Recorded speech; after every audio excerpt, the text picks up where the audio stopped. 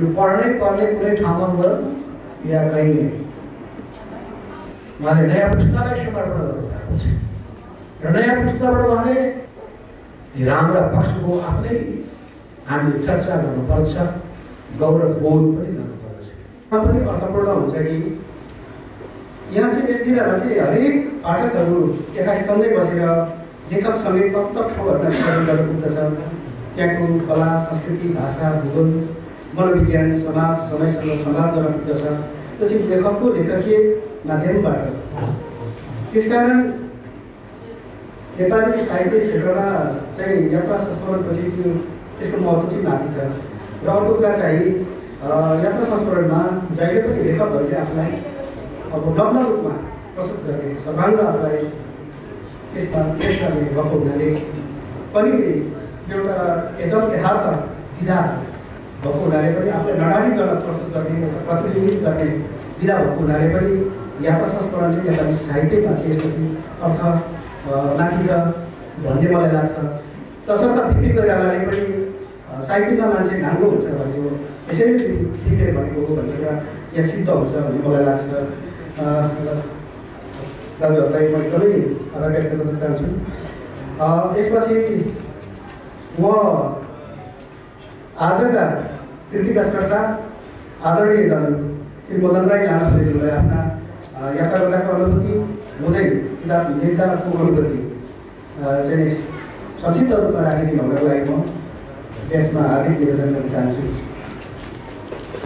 नेपाली स्रष्टाहरूले गरेको साहित्यिक कार्यक्रमको मा सहभागी बन्न जानुहुन्छ। मतलब उहाँको त्यो प्रेम त्यो भित्रदेखि आएको कुरो। बेलायतमा त धेरै कुरो देखिन्छ नि, नेपालभन्दा फरक किसिमको विकास देखिन्छ, विकृति देखिन्छ, विनाश देखिन्छ, धेरै कुरो देखिन्छ। नेपालमा बसेको मान्छेले बेलायत गएर पुग्दाखेरि ती कुरो नगइकन उहाँको नेपाली भाषा, नेपाली संस्कृति, नेपाली परम्परा र आफ्नोपनप्रति बढी रमाउनु भएको छ र त्यही कुरालाई दिनुभएको छ। यो सम्मान योग्य अवधारणा हो भन्छु। लेख्ने कुरो धेरै हुन्छ। यसरी यो यात्रा संस्मरण भनेर लेख्नु भएको सबैभन्दा बढी बेलायतकै छ। इतिहासदेखि बेलायतकै यात्रा देखिएको छ र बेलायत नेपालबाट त्यति सुगम यात्रा होइन हुँदाहुँदै पनि बेलायतकै सबैभन्दा बढी लेखिएको छ। विभिन्न ढङ्गले, विभिन्न सन्दर्भले, विभिन्न शैली प्रयोग गरेर यतिसम्म कि प्रमुख अतिथिको प्रधानमन्त्री माननीय अटल कुमार नेपालजी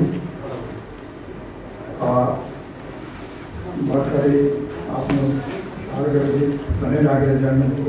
शिलोङजी हरिगौतमजीमा यो पुस्तकको प्रकाशित गरिदिनु भएकोमा हरिगौतमजीलाई धन्यवाद दिन चाहन्छु।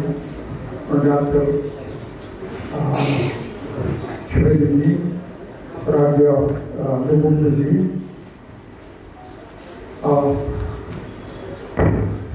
यहाँहरू सबैप्रति आभारी छु।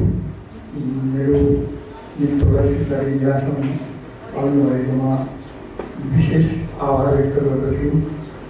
पाल्नुभएका कार्यक्रममा पाल्नुभएका सम्पूर्ण पाहुना, साहित्यकार, समाजसेवी, विभिन्न विधामा विभिन्न पेसामा आबद्ध सम्पूर्ण महानुभावहरूलाई आज मेरो आफ्नो तर्फबाट हार्दिक धन्यवाद आभार व्यक्त गर्न चाहन्छु। र मैले यो पुस्तकको बारेमा मेरो लेख्ने एउटा उत्साह कसरी आयो भन्ने बारेमा मलाई भन्ने एउटा मौका दिएकोमा धन्यवाद दोषीलाई। तर म मेरो युरोप यात्रा कसरी सुरु हो भन्ने म थोरै बताउन चाहन्छु कि केही वर्ष अगाडिदेखि मेरो छोरी ज्वाइन अथवा अन्य धेरै नातेदारहरू बेलायतमा बसोबास गर्छन्। उहाँहरूको निम्तोमा अथवा उहाँहरूको एउटा सदाशयताको कारण मैले यो पुस्तक तयारी गर्न सकेको हुँ। मैले नढाँटी भन्नुपर्दछ र म यहाँबाट दुहा कतारको दुहा भन्दै बेलायत प्रवेश गरेँ। दुहाबाट बेलायत प्रवेश गर्ने बित्तिकै मैले विभिन्न आफन्तजनहरूको र स्वागतको र आतिथ्यको र एउटा आत्मीयताको अनुभूति पाएँ। मैले त्यस अवसरमा मलाई आफ्नो एउटा उमङ्ग आफ्नो एउटा उत्साह जागेर आयो। र त्यसपछि म अब त्यहाँ एउटा बस्ने अवसरमा एउटा चाहिँ 5-7 महिनाको त्यहाँ बसाइ हुने हुनाले म चाहिँ युरोपियन देशहरूमा घुम्ने इच्छा थियो। त्यो इच्छा चाहिँ मेरा छोरीबहिनीहरूले पुरा गरिदिनु भयो। त्यसको लागि म उहाँहरूप्रति आभार छु छोरीहरूबाट। जब मैले यो किताब लेख्न मलाई लेखेपछि यसको प्रतिक्रियास्वरूप केही कमेन्टहरू मैले पाएको थिएँ। त्यो मैले यहाँ भन्दाखेरि अत्युक्ति नहोला। बाजे तपाईँले यो उमेरमा कस्तो जाँगर चलाएको भन्ने प्रतिक्रिया हो मलाई। अनि मलाई त्यसमा आनन्द पनि लाग्यो। कस्तो आनन्द लाग्यो भने म अब यो त राम्रै कुरा हो। मैले यो किताब तयार गर्ने एउटा प्रेरणा कसरी पाएँ त भन्दाखेरि म जहाँ गएँ एउटा अनौठो सिनहरू देखेँ, अनौठो अनुभूतिहरू गरेँ जुन मैले डायरीमा ट्र्याक्टर जो मलाई अनौठो लाग्थ्यो अथवा जुन कुरो मलाई चाहिँ म डुलेको र पुगेको ठाउँको टिपोट गर्थेँ। किन मैले टिपोट गरेँ मलाई नौलो लाग्थ्यो, मलाई चाहिँ एउटा कलात्मक लाग्थ्यो अथवा मलाई एउटा चाहिँ साहित्यिक लाग्थ्यो, सामाजिक लाग्थ्यो, भौगोलिक हिसाबले अलिकति भनौँ न।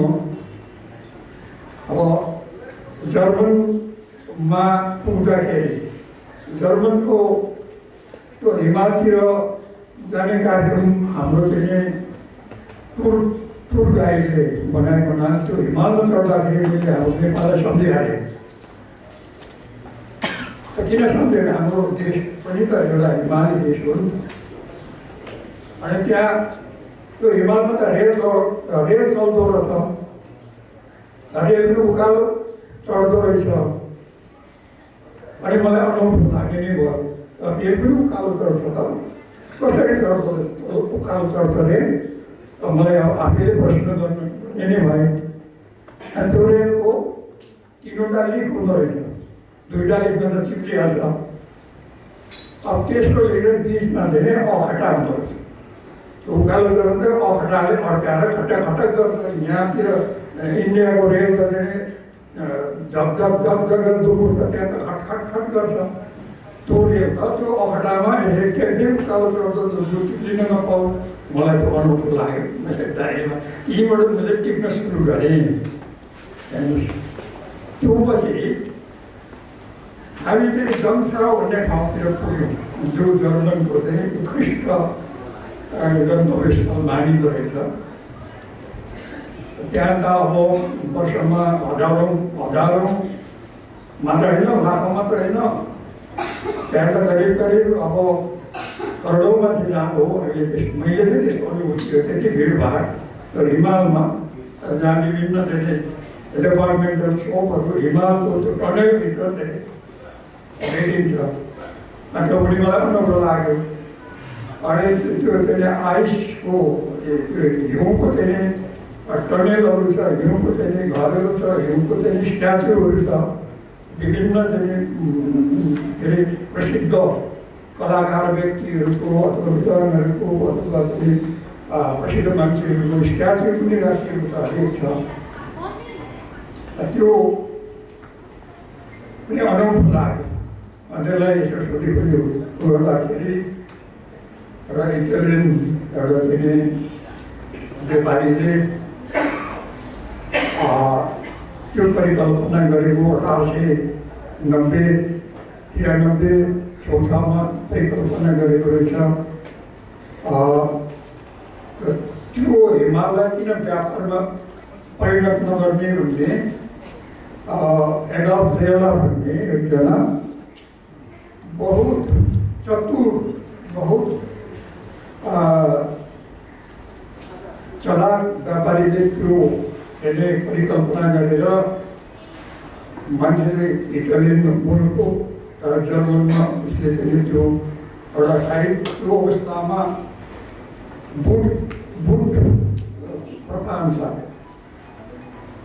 भनौँ एउटा साझेदारीको अवधारणा ल्याएर उसले चाहिँ सदनबाट पनि पारित गरेर त्यहाँ पनि सुरु गर्यो। 30 वर्षमा तयारी गर्यो। तर सुगन्धेपछि चाहिँ चिसोले निमोनियाबाट उसको मृत्यु भयो। त्यो हिसाबले अब त्यहाँ अनौठो कुरा मैले टिपोट गरेको थिएँ, त्यो कुरा लेखेको छु।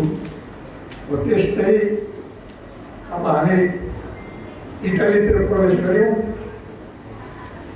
हाम्रो चाहिँ 52 जनाको 4 महादेशको 52 जनाको टोली थियौँ। हामी एसियन मान्छेहरू 4 जना मात्रै थियौँ। एकजना इन्डियन बहिनी हुनुहुन्थ्यो, कमला, 5 जना मान्छे थियौँ। अरू 4 महादेशको मान्छेहरू 52 जना त्यो ट्रिपमा थियौँ। अनि त्यहाँकै ट्रिपमा गएको थियौँ। हामीले इटाली प्रवेश गर्दा निकै दुःख भयो। जामहरू त्यहाँको चाहिँ यातायातको कठिनाइहरू पनि भोग्नु पऱ्यो। अनि हाम्रो टुर गाइडले चाहिँ हाम्रो प्याकेज अन्तर्गत त्यो ढल्किएको बाङ्गिएको पिसा भन्ने ठाउँमा एउटा ढल्किएको टावर रहेछ। त्यो टावर हेर्नलाई चाहिँ लाखौँ मान्छेहरू आउँदो रहेछ, एकदम टाढा। त्यसरी नै हामी चाहिँ यो कलाको राजधानी फ्लोरेन्सको लागि म छुट्याउँछु मेरो भनाइ। किन हाम्रो प्रमुख अतिथिज्यूलाई मैले समय दिनुपर्छ। मैले यो सबै विवरण किताबमै लेखेको छु। मैले अनौठो कुराहरू मात्रै भन्छु म। फ्लोरेन्समा गएर हामीले चाहिँ जो विश्व प्रसिद्ध कलाकृतिहरू प्रसिद्ध छन् त्यहाँ पनि भ्रमण गऱ्यौँ। त्यहाँको रोचक घटनाहरू मैले चाहिँ मेरो पुस्तकमा वर्णन गरेको छु। पढ्नुभयो भने मलाई आनन्द भन्ने मलाई लागेको छ। अब त्यसपछि हामी इटालीबाट हामी चाहिँ उता लाग्यौँ। यो इन्सब्रुक भन्ने चाहिँ अस्ट्रिया भन्ने एउटा परिवेष्टित देश, युरोपको परिवेष्टित देश हो, जो हाम्रो नेपालको भूगोलसँग करिब मिल्दोजुल्दो रहेछ। र इनखोलाको बाटो, इनखोलै खोला भन्ने मैले शीर्षक राख्नु पर्ने मेरो किताबमा राख्नु पऱ्यो थिएँ। हाम्रो चाहिँ जयजीले विरोध गर्नुभयो। अनि मैले इनखोलै खोलाको यात्रा हुने राखिनँ मेरो जयजीको सल्लाहमा। इनखोला कस्तो रहेछ भने अब त्यो लाइफ लाइन भन्छ नि, जीवनको लाइफ लाइन भनेको हाम्रो धमनी हो कि देशको लाइफ लाइन भनेको एउटा खोला पनि हुँदो रहेछ। जस्तो गङ्गा र इन्डियाको लाइफ लाइन हो होइन। अब सिन नदी भनेको चाहिँ जर्मनको लाइफ लाइन, त्यस्तै इन नदी, इन रिभर हुने चाहिँ अस्ट्रियाको लाइफ लाइन हो। इटालीबाट इनखोलै खोला हामी जाँदा के अरे अनौठो ठाउँ जो चाहिँ त्यो यात्रालाई मैले दार्जे अरुण नदीको खोले खोला अथवा अरुण भ्यालीसँग मैले अभ्यास गरेँ अथवा त्रिशुलीको प्रिन्टासँग त्रिशुली खोले खोलाको बाटोहरू मैले तुलना गरेँ। किनभने म लेख्दाखेरि त्यो ठाउँमा हेर्दा डुल्दाखेरि जहिले पनि म नेपाल सम्झिँदो रहेछु। किन होला, सायद म गाउँको एउटा किराँतीको छोरा, गाउँको एउटा चाहिँ भैँसी हेरेर हुर्केको मान्छे, त्यही भएर होला म चाहिँ त्यो भ्रमण गर्दाखेरि नेपाल नै सम्झिने अनि एउटा डाँडा देख्यो नेपालको एउटा डाँडा तुलना गर्ने। त्यसलाई नेपालको जस्तै भूगोल, नेपालको जस्तै हिमाल, त्यस्तै चाहिँ हाम्रो अरुण नदीको जस्तो टारहरू सुर्ती टार, खोर्सानी टार, मथुरा टार भने जस्तै त्यो खोलाहरूको त्यो टारहरूमा जैतुनको खेती, अङ्गुरको खेती हराभरा मजाले। अनि त्यो मैले नेपाल सम्झेँ। त्यो सम्झेको बापत टिपोट गरेको एउटा चाहिँ त्यो प्रारूपिक यो पुस्तक हो। त्यसपछि म छुट्याउँछु। त्यसपछि यता जर्मनतिर लाग्यो सांस्कृतिक, यसको चाहिँ अलिकति ऊ पनि श्रमजी दर्शनले चाहिँ अलिकति भन्नु हो।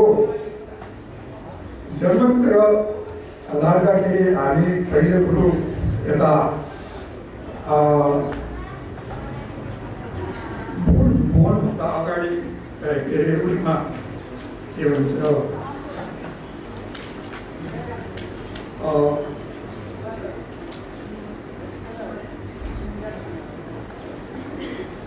मेरिक भन्ने सहरमा आयो। अब जर्मनको मान्छेहरू औषध 6 अग्लो, औषध 120 किलो, त्यहाँको मान्छेहरू ओजन एकदमै अग्लो, संसारमा सबैभन्दा फैलादोमा जर्मनीहरू भन्दो रहेछ। तर मेरिक सहरमा मैले 10 किलोको मान्छे देखेँ। अनि मलाई त लाग्ने अचम्म लाग्ने एउटा टिपोट गर्यो 10 किलोको मान्छे हुन्छ र हुँदो रहेछ। तर त्यो मान्छे कस्तो रहेछ भने घाँडदेखि उसको शरीरै छैन,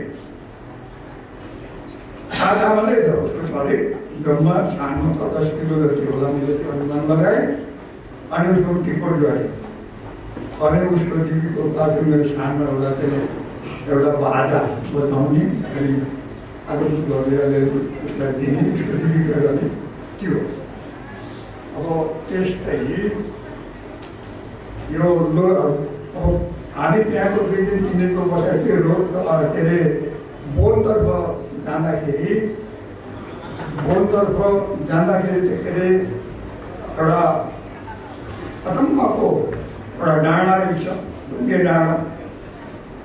त्यहाँ चाहिँ एउटा चुडेल अथवा जलपरी हुने कि चुडेल भन्ने एउटा धेरै भूतको वासस्थान भन्ने बुझियो। र लोरेलले उसले एउटा स्ट्याचु खडा गरेर चाहिँ त्यो त्यहाँ एउटा मूर्ति स्थापना गरेपछि अब त्यहाँ दुर्घटना थाल नत्र भने सयौँ डुङ्गा सयौँ जहाज डुबेर त्यो चुडेलको आकर्षणले मोहित भएर त्यहाँ चाहिँ त्यो जहाज डुबेर खान पाउँदो रहेछ। त्यो त्यहाँको चाहिँ त्यो सुनेपछि मलाई त्यो टिपोट गर्न मन लाग्यो। लोरेलले भन्ने चाहिँ जर्मनमा लोरेलले भन्दो रहेछ। त्यसको टिपोट गरेपछि अनि यहाँ नेपालको हाम्रो चुडेलको सम्झना आयो, रिपोर्ट गरेँ। अनि त्यो जहाजहरू दुर्घटना हुँदाखेरिको चाहिँ भनेको यहाँ पनि हाम्रो कहीँ यो हाम्रोमा त जहाज पाउँदैन, तर यो बसहरू यातायातमा एउटा धरानमा एउटा 3 कुने हुने ठाउँ छ। त्यहाँ तपाईँको सालमा 5वटा 6वटा एक्सिडेन्ट हुने बाटोसम्म छ, राम्रो बाटो छ। पछि चाहिँ शिव मन्दिर बनाएको थियो, त्यहाँ एक्सिडेन्ट हुन थाल्यो। राम्रो बाटो है, सम्म छ, कुनै भिड हुँदैन, कुनै काट्ला छैन। त्यो सम्झेर मैले लोरेलीको मैले चाहिँ टिपोट गरेको हो। त्यो लोरेलीको 15-16 फिट अग्लो स्ट्याचु एउटा मेटल तामाको मूर्ति तयारी गरेको छ पार्टीमा चाहिँ त्यो पछि दास दुख्न छोड्यो। अब त्यो त्यसले जलपरी भन्ने त्यसलाई अब त्यो अब चुडे बसेको त अब त्यसले त्यो फुलको जलपरी भन्ने कि चुडे भन्ने कि अब त्यहाँको त्यो राखेर त्यो त्यसले एक्सिडेन्ट हुन बन्द हो। अब यो दिने जन्मको कुरा अलिकति गऱ्यो। त्यसपछि हामी नेदरल्यान्ड प्रवेश गऱ्यौँ। नेदरल्यान्ड त्यति खासै छैन। योतिर सबै कुरो स्तरीय हुँदो रहेछ। स्तरीय मध्ये माग्ने मान्छेहरू स्तरीय हुँदो रहेछ। त्यो कुरा मैले महसुस गरेँ। माग्ने कस्तो भन्दाखेरि एउटा चाहिँ मूल कुटा जस्तो पहिला खोलेर अनि चोकमा बसेर मूर्ति जस्तो उभिने अनि अब जानेर आउनुले त्यसलाई बुझेर चाहिँ पैसा थोरै दिनुपर्ने अनि उसको फोटो खिच्यो। मेरो फोटो खिच्यो मेरो किताबमा। त्यसपछि अब सपना लागे यो मसानसँग मैले फोटो खिचेको। त्यसपछि चाहिँ अब नेदरल्यान्डको कुरा अलिकति गरिहाल्छु। नेदरल्यान्ड एउटा चाहिँ सानो देश हो, सम्पन्न देश हो। सम्पन्न देश भए पनि त्यहाँको सचिव स्तरको मान्छेले पनि साइकलै चलाउँदो रहेछ। यो ब्युरोक्रासी हो। ब्युरोक्राट्सहरूले सचिव स्तरको मान्छेले साइकलै चलाउँदै रहेछ। त्यो मैले थाहा पाएँ। साइकलको डम्बु छ, पार्कभरि साइकल उता जाने खोलाको नहरको किनारैभरि साइकल साँचो लगाएर के हो यो भन्दाखेरि त साइकलको चलन छ। साइकलको चलन भने तपाईँहरू बुझ्नुहुन्छ। तेल बच्यो क्या शारीरिक कष्ट पनि बच्यो क्या। तर यहाँ हाम्रो नेपालमा सम्म चाहिँ उकालो कुराहरू छ है। डाँडा साइकल सम्पन्न हुँदो रहेछ अर्थतन्त्रता भन्ने यस्तोहरू लागेको थिएँ। अलिअलि म साहित्य दिए पनि अलिअलि किताबमा पेन्टिङ मलाई प्रिय। यो पढ्नै पर्ने कुनै ठाउँमा गयो या कहीँ आरामले बस्ने पुगेको ठाउँमा हुँदा पनि या हवाई यात्रा गर्दाखेरि पनि पक्कै पढ्नेछु। किन पनि पढ्नेछु भन्दाखेरि यो किताबको पाना पल्टायो कि त्यसले तानिहाल्यो ध्यान। किताबको पाना पल्टाउने बित्तिकै ध्यान आकर्षित हुँदैछ। र केले ध्यान मेरो आकर्षित गर्यो भने उहाँको भावना। यो भावना कहाँ व्यक्त भएको छ भने उहाँले जसलाई यो पुस्तक समर्पण गर्नुभएको छ त्यो समर्पण गरेको कुरालाई हेर्दाखेरि उहाँको भावना प्रतिबिम्बित हुन्छ। उहाँ के भन्नुहुन्छ भने पूर्वबाट उदाउने सूर्य जस्तै प्रत्येक बिहानका कलिला किरणहरू जसले दिनभर उज्यालो दिन्छ, त्यसरी नै हरपल जन्म लिने नयाँ पुस्ताहरू जसले यस संसारका असल कामहरूलाई सधैँ आत्मसात गर्छन्, उनीहरूलाई नै नयाँ पुस्ताले वास्तवमा प्रेरणा उहाँले नयाँ पुस्तालाई समर्पण गर्नुभएको छ र नयाँ पुस्ताबाट उहाँले ठुलो आशा र अपेक्षा गर्नुभएको छ। पूर्वको बिहान झुल्किएको किरण जस्तै नयाँ आशा, नयाँ अपेक्षा, सकारात्मक परिवर्तनको चाहना, ती सबै चिजहरू सहितको नयाँ पुस्ताबाट जुन उहाँले अपेक्षा गर्नुभएको छ कि जसले संसारका असल कामहरूलाई सधैँ आत्मसात गर्छ। अर्थात् नयाँ पुस्ताका छोराछोरीहरू, नाति नातिनाहरू, पनाति पनातिनाहरू, नाति नातिना कि त भएको चाहिँ पनाति अब पुग्नुहुन्छ। किनभने भर्खर 74 पुग्नु भएको छ। त्यसको लागि 73-74 भएपछि अब पनाति भनेपछि त्यो नयाँ पुस्ता कस्तो बन्नु पर्दछ भन्ने एउटा भावना उहाँको हृदयको धुकधुकीमा देखिन्छ, भावनामा देखिन्छ। र यो पुस्तक कुनै पनि पुस्तक खास गरिकन त्यसमा पनि साहित्यिक कृतिहरूमा र त्यसमा पनि यात्रा संस्मरणहरूको चर्चा गर्दाखेरि त्यसमा केही महत्त्वपूर्ण कुराहरू हुन्छन्। अनि भनिहाल्नु त्यो यात्रा भनेको त्यो गति हुन्छ, हिँडिरहेको छ। र पुस्तकका लेखकको विशेषता के हो भने उसले लेख्ने पुस्तकले पनि पढ्ने त्यस्ता व्यक्तिहरूलाई आफूसँगै हिँड्न सकेको छ कि छैन, हिँड्नको लागि अभिप्रेरित गर्छ कि गर्दैन, कि पाना पड्काउने बित्तिकै हाई काट्ने स्थिति, थन्क्याउने स्थिति हुन्छ कि बरु नसुतेर भए पनि यो पुस्तक मैले सक्नै पर्छ, अरू कामलाई थन्क्याएर भए पनि यो पुस्तक मैले पढ्नै पर्छ भन्ने त्यो ढङ्गको त्यसले आकर्षण चुम्बकीय शक्ति त्यसमा छ कि छैन। र यो पुस्तकमा चुम्बकीय शक्ति छ। आफू सँगसँगै उहाँले वास्तवमा पाठकहरूलाई बुझाउनुहुन्छ।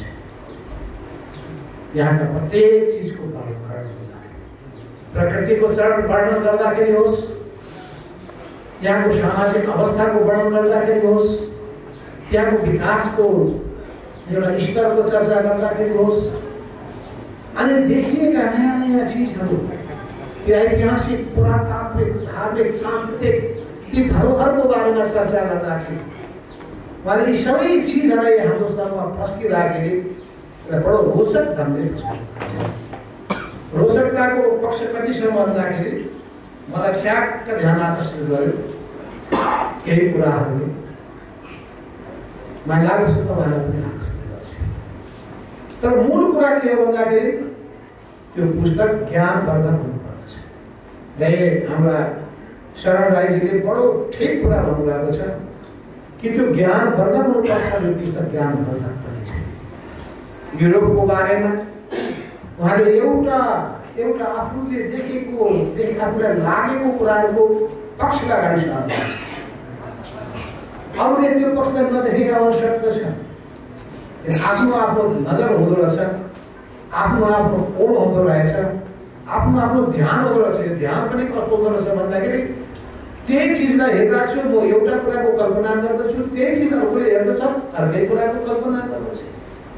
तर कल्पनाको सागरमा डुबुल्की मार्ने कुरा पनि हुँदो रहेछ। जस्तो ज्ञानको सागरमा हामी डुबुल्की मार्दछौँ, कल्पनाको पनि हामी सागरमा डुबुल्की मार्दछौँ, या कल्पनाको आकाश गङ्गामा पनि हामी विचरण गर्छौँ। अब सागरमा डुबुल्की मार्ने हो कि आकाशमा विचरण गर्ने हो, त्यो व्यक्तिमाथि पर्छ।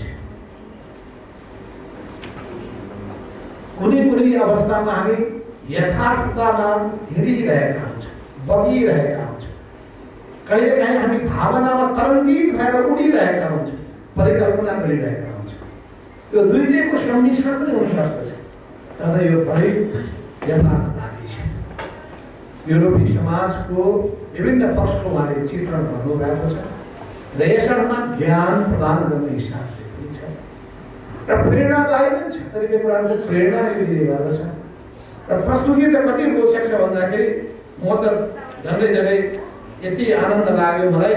उहाँले चाहिँ कुरा मुसा भगाउ कारण, भोक लागेछ मलाई मुसा भगाउ कारण अन्तर्गत कतिखेर ल्याउँछ खाजा, कतिखेर ल्याउँछ खानाबाट एरोप्लेनमा बस्दाखेरि भोकले हत्तु भइसकेको छ। ल्याउँछ कि ल्याउँदैन उलेको छ। अनि भन्दाखेरि प्रस्तुति पनि कति रोचक छ। मुसा भगाउ, हामीको पेटमा मुसा पुग्दैछ भने मुसा भगाउ अभियान सुरु गर्दैछ।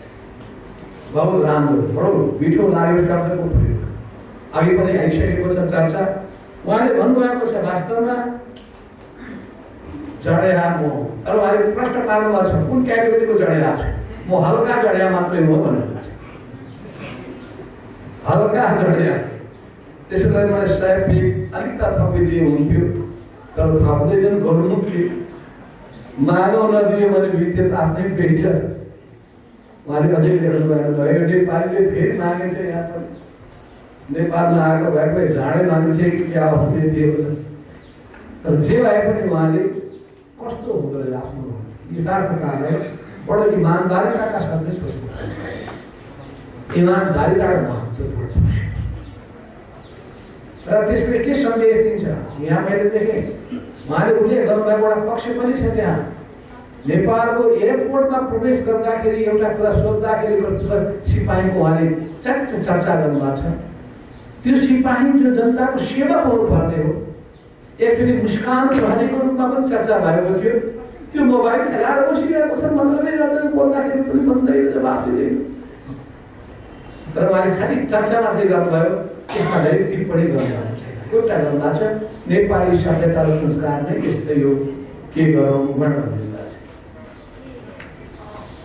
तर सँगसँगै फेरि अर्को चर्चा पनि त्यहाँले उहाँले गर्नुभएको छ त्यही नेपाली जब दोहाको एयरपोर्टमा त्यो फेला पर्छ उसले कति आदर भावका साथ आत्मीयताका साथ त्यो घाममा के भन्छ मोटर के भन्छ बगीमा लिएर जान्छ ठाउँमा पुर्याउँछ र एक किसिमबाट भावना व्यक्त गर्दछ त्यो पनि नेपाली हो ऊ पनि नेपाली देशभित्रको नेपाली यस्तो छ विदेशमा गएको नेपाली त्यस्तो छ यो नेपाली घरमा बस्दाखेरि वरपसिनको परसार्दै खाएको थाल पनि त्यो भान्सामा पुर्याउँदैन लिने भान्साको भात खप्नु पर्यो भने पनि कराउँछ आमालाई विदेशमा गइसकेपछि त्यहाँको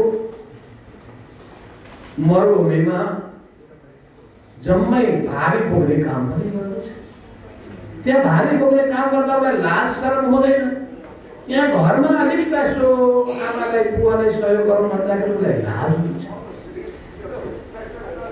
यहाँ तल खसेको कुनै फोहोर छ भने उठाउने उसलाई जाँगर चल्दैन विदेशमा गइसकेपछि त्यो फ्लोर सफा गर्ने काममा जुटिरहेको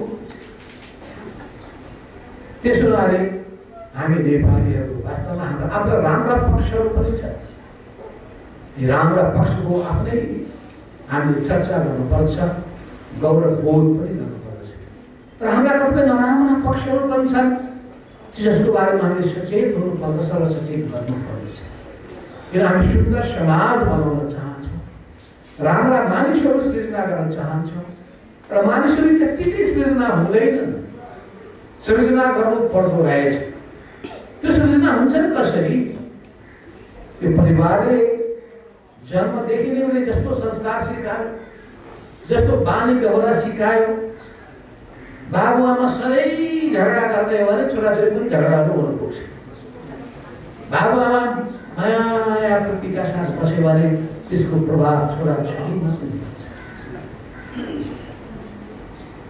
सधैँ कसकस गरेर हप्काउन माग्न थाल्यो भने ऊ पनि विद्रोही हुन पुग्ने स्थिति हुन्छ त्यसमा परिवारबाट सुरु हुन्छ अनि विद्यालयको परिवेशले असर पार्दछ शिक्षकले कस्तो ज्ञान कस्तो चेतना दिन्छन् र कस्तो धर्मको संस्कार सिकाउँछन् त्यसमा प्रभाव पर्दछ यी दुईटैले मात्र होइन समाज कस्तो छ सामाजिक परिवेश कस्तो छ त्यसले पनि भूमिका खेल्दछ त्यसैले सिङ्गो सन्दर्भमा नै समाजको परिवर्तन गर्नुपर्ने र परिवर्तन गर्दाखेरि राम्रो संस्कारको हामीले उदाहरण अगाडि सार्नुपर्ने हुन्छ यसमा साहित्यकारहरूको भूमिका अत्यन्तै व्यक्तिहरूको चिरफार गरेर बताइदिने राम्रा पक्षको विश्लेषण गरेर अगाडि सार्ने र पोजिटिभ सकारात्मक उदाहरणहरूको उच्च प्रशंसा गर्दै जाने र नराम्रा चिजहरूलाई हामीले त्याज्य चिज हो त्यसलाई स्वीकार गर्न हुँदैन प्रोत्साहित गर्न हुँदैन त्यसलाई निरुत्साहित गर्ने र त्यसलाई समाप्त पार्ने दिशामा साहित्यको ठुलो भूमिका हुन्छ यस अर्थमा चाहे त्यो यात्रा निबन्धको कुरा होस् चाहे कविता विधानको कुरा होस् चाहे अरू कुनै विषय केन्द्रित त्यस्ता रचनाहरूको कुरा होस् या संस्मरणहरू प्रस्तुत गर्ने कुराको सन्दर्भमा होस् यी सबै चिजहरू मान्छेले कसरी पर्सिभ गर्छ कसरी त्यसलाई ग्रहण गर्दछ उसमाथि भर पर्दछ तर मानिसमा कस्तो चिजको प्रभाव पर्छ भन्ने कुरा भन्दा पनि कस्तो प्रभाव पार्ने दिशामा हामीले प्रेरित गर्नुपर्छ भन्ने कुरामा राजनीतिले भूमिका खेल्दछ त्यहाँ राज्यको भूमिका हुने गर्दछ राज्यलाई त्यो दिशामा अघि बढ्नका लागि फेरि पनि साहित्यले नै भूमिका खेल्दछ घुमिफिरेर सबैको बिचको जुन सम्बन्ध छ बडो अनुन्यासित अन्तर सम्बन्धित पनि छ।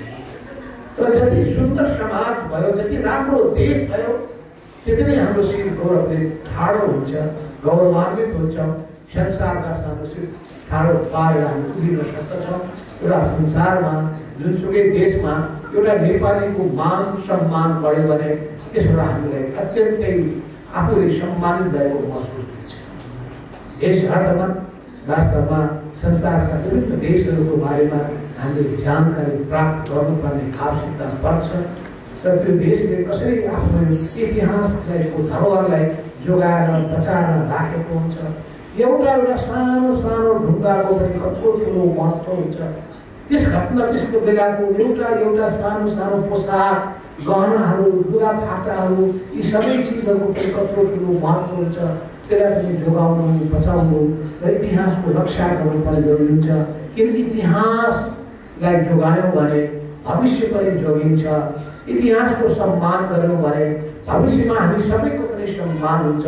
त्यसो हुनाले वास्तवमा हामी चाहन्छौँ कि हामीसँग भएका चिजहरू आजको वर्तमान छ भने भोलिको इतिहास हुन्छ अनि पछि गएर त्यसले कस्तो किसिमको भविष्य बन्छ भन्ने कुरालाई, त्यसले कस्तो किसिमको भविष्य बन्यो भन्ने कुरालाई पनि बताइरहेको हुन्छ।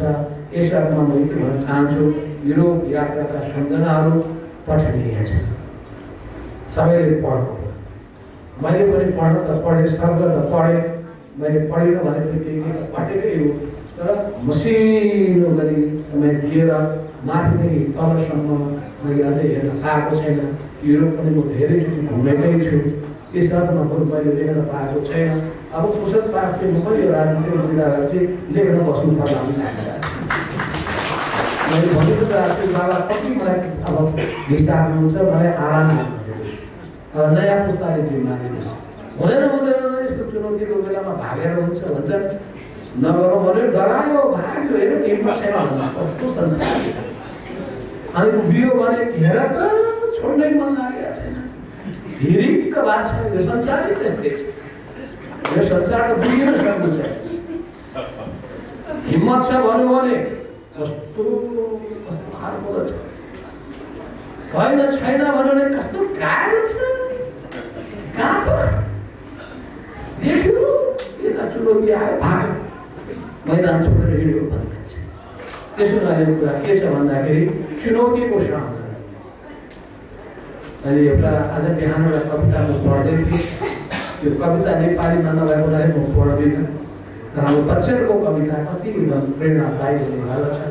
हाम्रो नेपाली साहित्यकारहरूको पनि एक से एक कविताहरू अत्यन्तै प्रेरणादायी छन्। म सबैको यहाँ चर्चा गर्न चाहन्न, किनभने तिनै चिजहरू त्यही जगमा उभिएर हामी आज यहाँ आइपुगेका छौँ। भोलि अझ हामीले अगाडि बढ्नुपर्नेछ, यो देशलाई सुन्दर बनाउनु पर्नेछ, यो देशलाई समृद्ध बनाउनु पर्नेछ। नेपाली जनताको अनुहारमा मिठो मुस्कान हामीले ल्याउनु पर्नेछ। सबै नेपालीहरूको चाहना भावनाहरू परिपूर्ति गर्नुपर्नेछ। समाजमा रहेका सबै खालका विषमताहरूबाट हामीले मुक्ति प्राप्त गर्नुपर्नेछ र नेपाल देश, नेपाल राष्ट्रप्रति गौरवबोध भन्ने स्थिति बनाउनुपर्छ। पुर्खाले आर्जेको यो सम्पत्ति भनेर मात्र पुग्दैन, हामी यो नयाँ पुस्ताले अगाडि बढाएको यो धरती यो ठाउँमा पुग्यो भने भन्नुपर्दछ। नेपालीहरूको भित्रै संसारमा मान छ, सम्मान छ र मैले देखेको छु सबै कोही पनि कुनै पनि देश सबै चिजमा अत्यन्तै उत्कृष्ट हुँदैन, तर कुनै देशहरूको एउटा खास विशेषता हुन्छ। त्यो विशेषताले त्यसको गौरवको अभिवृद्धिको आधार हुने गर्दछ। यस अर्थमा नेपालको पनि आफ्नै कृति छ, संसारमा आफ्नै पहिचान छ। त्यो पहिचान विभिन्न देशमा पनि जानुभयो भने नेपाललाई बेग्लै बेग्लै कोणबाट बुझिरहेका हुन्छन्, हेरिरहेका हुन्छन्। तर यसका बावजुद नेपालीहरूको हृदय अत्यन्तै राम्रो छ, असल हुन्, इमान्दार हुन्, उनीहरू कर्तव्यनिष्ठहरू छन् र उनीहरू आफ्नो जिम्मेवारी बोध उनीहरूको भावनाबाट चल्दछन्। र यो नेपालीहरूमा आँट छ, साहस छ र समाजलाई परिवर्तन गर्ने सङ्कल्प छ। त्यही सङ्कल्पको आधारमा इतिहास सृजना गर्दै उनीहरू अगाडि बढिरहेका छन् भनेर हामीले एउटा दिएका छौँ संसारलाई। हामीले सन्देश त्यो सन्देश दिँदै सकारात्मक दिशामा हामी सबै अगाडि बढौँ र यस युरोप यात्राका सम्झनाहरू हाम्रो मदनराई लामा कोइलीजीले जुन लेख्नु भएको छ कहिलेको पनि किताब यहाँ छ भनेर पठाइदिनु होला नबिर्सिएका सम्झनाहरू जापानको सन्दर्भमा रहेछ अरू कहाँ भन्नु भारतको सन्दर्भमा रहेछ नभनेपछि भारत र जापानको सन्दर्भमा लेखिएका वा अरू देशसँग जोडिएका कुरा छन् भने त्योले झन् ज्यादा ती ठाउँहरूमा जाँदाखेरि पनि त्यसले पनि अझै ज्यादा हामीलाई पनि प्रेरित गर्न सक्नेछ। यस अर्थमा यो किताब सिताब पढ्ने कुरा मेरो पनि रुचि भएको मान्छे पढे म पनि फास्ट रिडर पहिले हामी त ऱ्यापिड रिडर भन्थ्यौँ हामी स्कुलमा पढ्ने बेलामा ऱ्यापिड रिडिङ भने कोर्स एउटा हुने ऱ्यापिड रिडिङ भनेपछि कसले छिटो पढ्न सक्छ अङ्ग्रेजी पढेका छन् छिटो नेपाली पढेका छ भने छिटो अनि छिटो जसले पढ्यो सबभन्दा पहिलो अहिले छैन क्या ऱ्यापिड रिडिङ कोर्स पहिले हुने गर्दथे अनि त्यसपछि अर्को हुन्छ धेरै लामो पनि भन्न सक्नुहुन्छ तपाईँ छोटकरीमा पनि भन्न सक्नुहुन्छ त्यही कुरालाई तपाईँ लामो मन्थन गर्ने कि ठ्याक्क कुरालाई ल्याउने यसलाई समराइजेसन भन्छन् निचोड निकालेर भन्ने भन्छन्। यस अर्थमा वास्तवमा यो लेखन कलाको आफ्नै विशेषता हुन्छ। यो बडो राम्रो पुस्तक छ पढ्ने लायक छ। हाम्रो यसमा यो पुस्तक लेख्ने मात्रै भन्यो भने छाप्ने पनि कुरा गर्नु पऱ्यो छाप्नेले मात्रै हो भने यत्रो के अरे यस पुस्तकमा उहाँले विवेचना गर्नुभएको छ विवेचना गर्नेहरूलाई को पनि सुधार मैले भन्नु पऱ्यो तपाईँहरू जसले यहाँ विवेचना गर्नुभएको छ आफ्नो टिप्पणीहरू लेख्नु भएको छ उहाँहरू सबैलाई मेहनत गरेर यस बारेमा तपाईँले ध्यान दिनुभएकोमा र यसले लेखकलाई दिनु प्रेरित गर्ने काममा भूमिका खेल्नु भएकोमा उहाँहरू सबैलाई धेरै धेरै धन्यवाद दिँदै म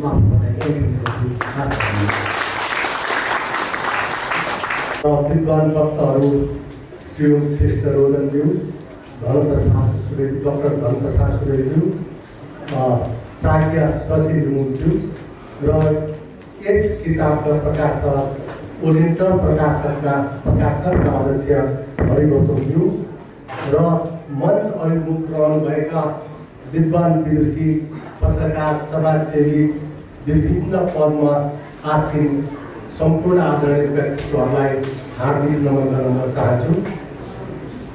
अब सभापतिले त खासैमा सभाको आसन जगाउने त्यसपछि अन्त्यमा विसर्जन भयो भनेर हिँड्ने हो तर म त्यति मात्रै भनेर चित्त बुझ्दैन किनकि यो एउटा यात्राको पुस्तक हो।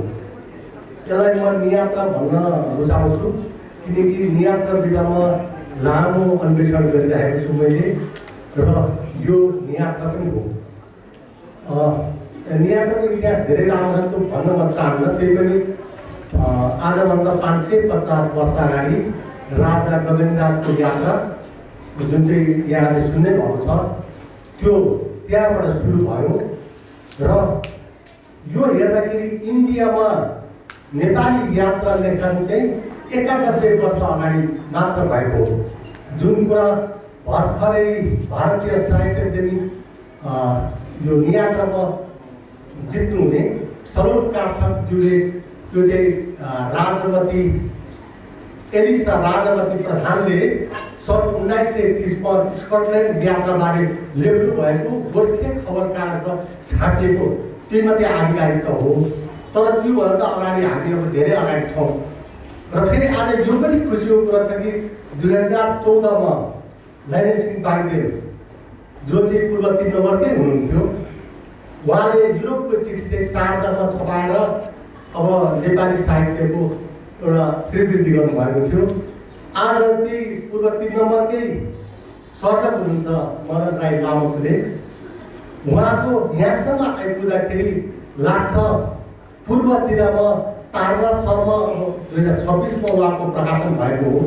यस आधारले हेर्दाखेरि पूर्वतिरका किराँतीहरू है अन्यथा नलिनु होला जस्तो अब लैनसिंह बागदेल र आज पनि मदन राई लामक आइरहेको छ। यस बिचमा अब हामी जन्मिएका हुर्किएका हौँ र हामी त धेरै पछाडि सिकेको हौँ। यसरी आज यो कृतिको भुइँले नै मलाई लेख्ने सुअवसर मिल्यो र यसको लागि उहाँलाई धन्यवाद दिन्छु र आज यो जुन प्रोग्राम गर्ने कार्यक्रम भयो यो सार्वजनिक नेपालको अध्यक्ष पनि भइटोपाले हुँदाखेरि त्यो सानै मान्छे भने होचै मान्छे भने अग्लो बनाइदिनु भएकोमा उहाँलाई गुरी धन्यवाद छ। र मेरो भन्नु त खासै केही छैन।